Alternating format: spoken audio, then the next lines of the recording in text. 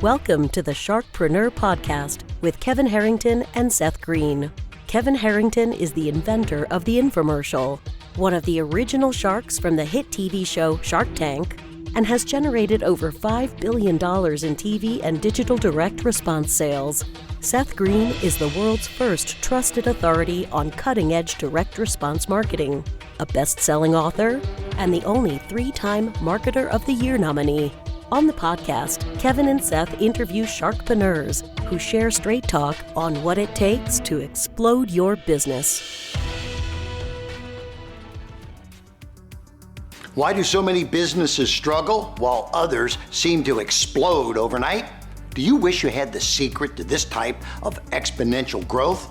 Now, I've scaled more than 20 businesses to over $100 million, and it's not just luck. In my new book with Mark Tim, Mentor to Millions, you'll learn the repeatable framework I use in all my business ventures for massive success. Order at kevinmentor.com and get over $1,000 in bonuses. Head to kevinmentor.com. Welcome to the podcast. This is your host, Seth Greene. Today, I have the good fortune to be joined by Jeffrey Kamys, the founder, chief investment strategist, and portfolio manager at the Inherent Wealth Fund. Jeffrey took his years of sports analytics to the world of stocks. His writing and analytical work have appeared prominently in hundreds of national publications. Jeffrey, thanks so much for joining us. Yeah, thanks for having me. Our pleasure. Let's go back in time. Sports analytics. How'd you get started in the business? Well, I used to play a lot of baseball, and I got injured, wasn't going to be able to play anymore, and I wanted to stay involved. So I started a fantasy sports company when I was 23, and it was sort of a hobby. And over the years, it grew and grew. And it became my full-time business. And it was a really exciting time to be involved in that because it was such a new industry, still growing. And it was before like even Major League Baseball recognized it as a thing, or the NFL, because it was kind of an outlier. And now, of course, it's a huge part of the industry. And if without it, the popularity of football would not be growing, or baseball, without fantasy sports for sure. Yeah, you are 100% accurate there. Just out of curiosity, because I literally had just recently interviewed Nigel Eckes and read the book on the duel between FanDuel and how that rest of that industry played out. At what point did you exit that business, and where were you in that whole environment? Well, the origins of my business really were more about, I started running leagues. I really did not make a lot of money running leagues. It wasn't that successful. And then what I did as an add-on for the leagues is I started like the analytics and the information business side of it. So we were running like an online magazine. So not really competitive with them in the same way of the nature of running leagues. But what I would say, the way that we're more corollary to maybe like Moneyball. I wrote with many of the people that, that was based on the Podesta, person who's the person the movie was based on, wrote articles. We're in fantasy leagues with him. We all came from kind of a Bill James school of baseball analytics. And that's really where it was. I mean, my kids tell me today that they said, you should have stayed in that, Dad. You maybe could have been a GM of a baseball team, because one of the guys from one of the sites that they used to write with ended up becoming the advisor for the Toronto Blue Jays at one point. So a lot of those guys, they cycled through what we were doing when we were just doing it for fun. I guess like when they invented the computer and it was like their own little kind of concept, or their computer club. And it was the same thing with fantasy sports. Absolutely. And then what inspired you to leave fantasy sports and get into the world of investing?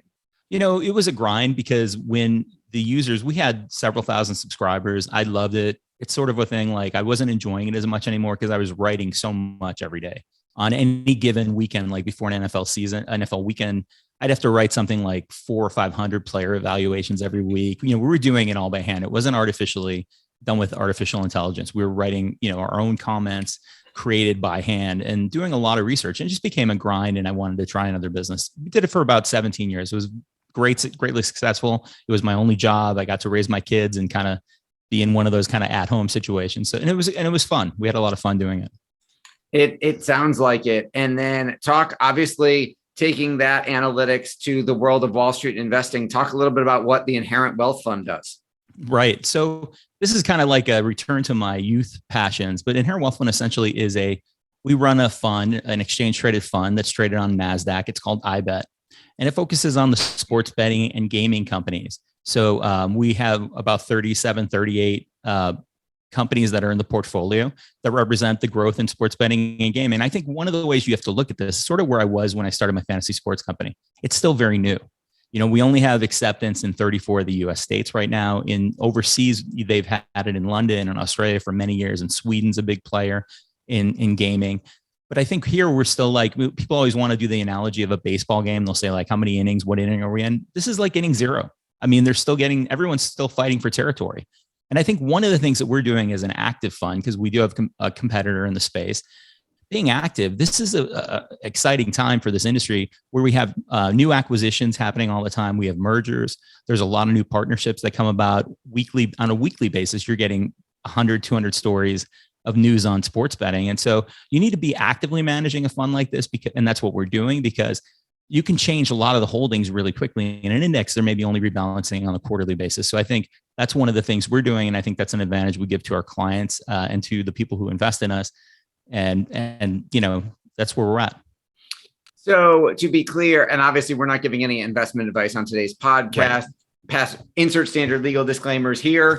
So an investment in the inherent wealth fund in the ETF is not, you're not picking and saying, hey, FanDuel is going to beat DraftKings or whatever. You're betting. An investment in your program is an investment in the growth of the betting industry as a whole. That's right. And what we're looking at is a CAGR of something like 13 to 15% over the next, 10 years. So, there's a lot of opportunity here. And I think really where it's coming is November, we're going to have a ballot measure in California. We still have Texas and Florida, really large states. When New York was legalized in January, we saw $1 billion in handles in 1 month. Those are key times. Like when we're building up to like the NFL season, those are going to be the big months. And March Madness, you need real good catalysts. Absolutely. What do you like best about what you're doing? Well, I think it's sort of like anybody who will give you business advice. It's being involved and loving what you're doing, because, our marketplace too is shifting. And I think when things are hard and it doesn't work out, if you love it, you still can keep your head above water and stay positive because you're so excited to be a part of the industry.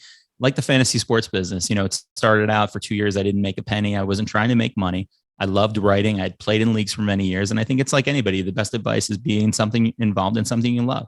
But we say it in investing too. If you like a company, if you like Disney, invest in the company. If you like Nike, invest in their stock. Do something you love or you're interested in. I agree. That makes absolute sense. With everything. So how long has the fund, the ETF, been publicly traded? We're pretty new. So IBET, which is our ticker symbol, IBET, started trading in November. And I think what we're going to see, and so we're only about 6 months old. I think what we're going to see in this industry is a lot of these companies went through a customer acquisition period where they were spending a lot of money. They were giving free bets, kind of interesting. What you're going to see now is really strategic partnerships. Last week, there was a post from DraftKings about a partnership they just did with the Cubs. So what you're going to see is companies, these companies getting directly involved with partnerships. There's something like over 10 professional franchises in California. And I guarantee that in anticipation of a legalization move, they're all creating deals, or they're all in talks with all these companies to open kiosks or betting parlors within the stadiums. And we just saw a really interesting move. The Cincinnati Bengals would actually filed for a gaming license themselves. And this is the first team, if they get one, to actually do this on their own and I'm sure they'll bring in a partner. And maybe they did it for leverage, because we don't know if they were going to want to file the A license, which is the more expensive, or the B license, where you have joint operators. My guess is they're probably leveraging it and saying, hey, we could run this on our own, but maybe we're going to bring in a partner. But we did see that. That was groundbreaking, because we've never seen a professional sports franchise actually file for their own license. So what does that mean? Does that mean that they're going to have a sports betting kiosks all over the stadium and the bets just get processed through them? Does that mean they're trying to start a sports betting site network? I mean, yeah, first off, I was like, wow, the conflicts that arise, right? I mean, at first it bothered me when I first read it. I'm like, wait, so I read and I did some more research. I think what it really boils down to is them maybe doing that for leverage. That's a crafty old family, the family that owns that team. And I think let's say if they did run it on their own, I don't think they would handle the infrastructure. The infrastructure is way too complicated.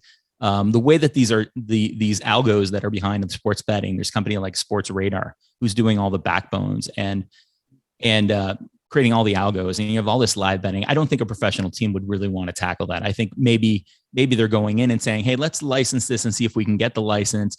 But maybe we'll actually partner and say, and it'll give us more leverage when we create the deal with one of these two large companies. But sell the exclusive rights in an auction to sports DraftKings or whoever, or FanDuel, who comes in and says, we'll run it for you. But I wouldn't think they'd want to. I wouldn't think they'd want to manage it, but I do think it's interesting. But every team, every NFL team, every Major League Baseball team, all the other franchises, especially like in Europe, they're going to all have some kind of partnership. And that is really the new customer acquisition strategy, getting away from giving away all this money to join or spending tons of money on advertising. Just go where the customers are, that, and creative partnerships with media influencers. You'll see this is really tied to having a media company. Fox has their own betting thing because they have a media company. I don't know what's going to happen with the NFL direct ticket. It's very interesting to me because the license used to be exclusively for DirecTV, but it's up for grabs. And Apple and Amazon are probably the only two companies that can pay for it. And I think one of those companies may eventually end up in sports betting and gaming. Wow, that is so then, and again, not asking for a prediction, but given that probably the majority of the stocks in your ETF are gaming specific companies, does that open up the door to including a company like Apple or Amazon? Well, we did. Yeah, I think that's in the process. So you have a company that's a media company too, like Fubo. I don't know if you know Fubo TV, but essentially it started as a football broadcasting network, European soccer, not football, NFL. Right. And they have plans for developing out essentially a sports betting hub, which I think will be interactive one day. I think people will literally sit on their TVs like they do on their phones and place those bets interactively. And it'll, all these kind of strange bets can come up where they're like live action bets where like you're betting on the field goal at the end of the game. Something like that, because we already have this new trend in live betting. I placed a wager on a basketball game during the finals, and I actually had the point spread. With the point spread, I was up so much they actually bought me out of the bet at halftime, which is new. These are new things that never were done before. So these are all kind of interesting developments. It's changing very rapidly. Now it's relatively obviously newer in the United States. Do you think as it spread, catches on everywhere? Do you think that changes? Do you think 5-10 years from now, there's a backlash of we now have all these gambling related bankruptcies or something, and then there's a backlash and the legislation goes back a different way? No, only because I think we learned our lesson in the United States with prohibition. It made for some nice movies, but in reality, it didn't work. The people who wanted to do it did it. And I think keeping it away from maybe a bookie or a guy down the block it's healthier. It's also better for the market. One of the things about wagering, if you're an active wager in the NFL, you can look at 10 different apps and you can get different lines. It's a better marketplace. It really is. It's better for the consumer. And I think, I think people know what they're doing. I think there definitely needs to be more education about gambling and addiction and all those things like they do for alcohol. And it's a similar type of addiction. People get a high from doing it. But I think fantasy sports, a lot of people who do fantasy wagering, that was always an inexpensive way to take part in a little bit of an excitement. And I think, I don't see it going back. I think the revenue is so great. In California, they're looking at a bill where the taxable profits will go 90% to mental health and awareness. And if any state needs it, believe me, living in California, California takes in everybody. We have a lot of people that need additional help, a lot of people living on the streets. And that's what the bill in California is going to do. 90% of the revenue generated is going to go to mental health and wellness. So I think it's going to be hard for the states to give up that revenue. Yeah, especially once they get used to projecting their budget every year with a couple extra $1 billion in tax revenue. Absolutely. Absolutely right. Well, you're in a fascinating industry at the right time. For our folks watching and listening who want to learn more about what you're doing and what the fund is up to, where do they go? Yeah, you can search me, Jeffrey Kamys. You can look up the fund, Inherent Wealth Fund, or in any of your custodian services. If you trade at E-Trade or one of those, you can look up IBET, IBET, Sports Betting and Gaming ETF, and take a look. That's pretty much how you can find me. All right. And full disclosure, you are not in the witness protection program. That's just a lighting issue. Sorry about that. I'm traveling. I'm actually in Chicago. I'm staying at my mom's house. And it's a different setup. And in fact, her air conditioning broke. So I'm hoping I'm not looking too sweaty as well. Maybe that's why I dimmed the lights. I was going to say, though, it's dark enough that we wouldn't be able to tell anyway. It'll be interesting if it is a more engaging interview, because someone might think that we didn't say right at the beginning that you weren't doing this live from, the sheriff's, the marshal's department. It would fit the space though, right? Yes, Gambling Insider Tells All or something. We should change the title. All right. Well, Jeffrey, we greatly appreciate your time. Thanks so much for joining us. Thank you for having me. Thanks everybody for watching or listening. We will talk to you or see you next time. Do you need money to fund your idea, product, or service? Are you ready to take your business to the next level, but need capital to get it done? Kevin Harrington has heard more than 50,000 pitches and knows how to help you make the perfect pitch to get the funding for your entrepreneurial dream. He's distilled the process down in his perfect pitch cheat sheet, and it's yours for free. Just text PITCH to him right now at 727-888-2100. Text PITCH to 727-888-2100 right now and claim your free perfect pitch cheat sheet. Text PITCH to 727-888-2100 to start funding your dream today. This show has been produced by Market Domination, LLC. To discover how you can have your own show completely done for you and turn it into a real published book and become the authority in your marketplace, go to www.marketdominationllc.com/podcast offer.